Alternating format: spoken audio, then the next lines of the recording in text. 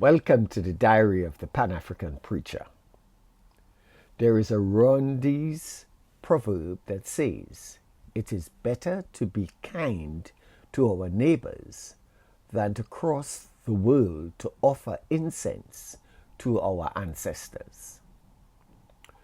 Europe stands at a demographic crossroads.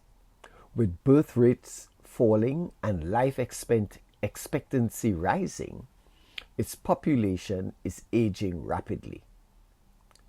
This shift threatens the continent's long-term competitiveness, particularly as labor shortages grow across critical sectors, including healthcare, agriculture, construction, and technology. In stark contrast, Africa is experiencing a demographic boom with the world's youngest population and a growing pool of labor. Yet Europe's restrictive stance on immigration raises the question, can it maintain global relevance without opening its doors? Labor market deficits are no longer abstract projections.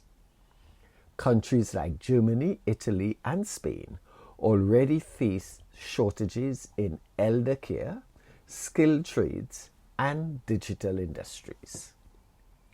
Traditional solutions, raising retirement ages, increasing female workforce participation, or automating certain sectors offer only partial relief.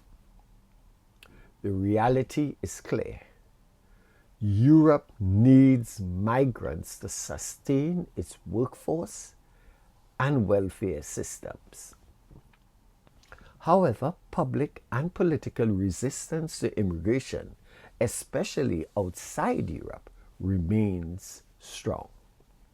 Far-right parties across the continent and in the UK have capitalized on fears around cultural integration, economic competition, and national identity. This has made comprehensive migration reform politically sensitive, even as economic necessity intensifies. To navigate this dilemma, Europe may increasingly pursue selective skill-based migration, focusing on sectors facing acute shortages. Countries like Germany and Sweden are already introducing fast-track visa programs for non-EU professionals, while others explore bilateral labor agreements with countries in the global south, particularly the Caribbean and Africa. But such programs often prioritize highly skilled workers, leaving vast potential untapped. Before physical migration, Europe also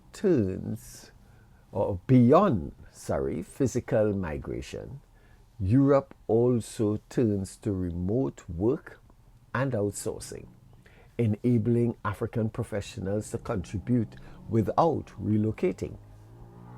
European companies are beginning to set up satellite operations and tech hubs in countries like Kenya, Morocco, and Nigeria, effectively externalizing parts of their labor needs. Still, these solutions may fall short if Europe treats migration as a crisis to manage rather than an opportunity to embrace. A genuine shift in mindset, one that sees youthful Africa as a partner, not a threat, is essential. This includes creating fair, legal migration pathways, investing in integration policies, and protecting the rights of foreign workers. If Europe wants to remain globally competitive in an era of aging populations and shifting geopolitical power, it must reconcile its economic needs with its immigration policies. The challenge is not just demographic, it's political and moral. The future may depend on whether Europe is willing to evolve, not just economically, but ideologically. Ashe.